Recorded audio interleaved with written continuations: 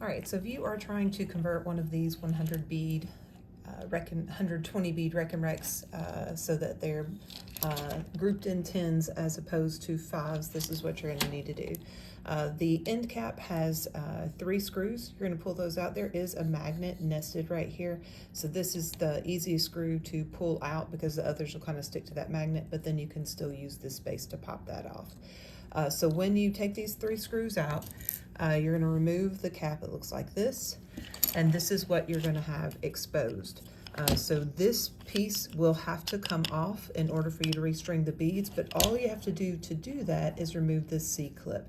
Now, I haven't found a better way of doing this. I have big, giant hands, and so I just use a thimble because my hands are still kind of sensitive. And I take, the magnets will kind of impede this because everything sticks to everything. I use one of these crafting pliers so I have a flat surface, and I just pop that C-clip off. When I do, it's going to shoot across the room. So I just try to make sure it's a relatively clean room so that I can find it again. All right, so after you restring it, I take off the extra 20 beads and I make kind of a teacher model 10 stick. And then after you've got the other groups of 10, then you need to put this cap back on before you put on the C-clip. If you put the C-clip on first, you're going to have to take it back off because this will not fit over the end with the C-clip. So slide this on, but slide it out of your way. Then get that C-clip, line it up into that groove,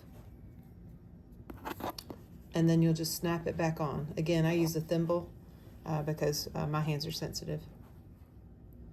Had to find my thimble, so I line it up in that groove and I just press and snap it back into place, no problem. So once you've got that C-clip in place, then you're going to bring the cap all the way back up to the end. You're going to line up your end cap and just reinsert. Make sure that battery is still in there in that casing. Then you'll just put your 3 screws back in and all is complete.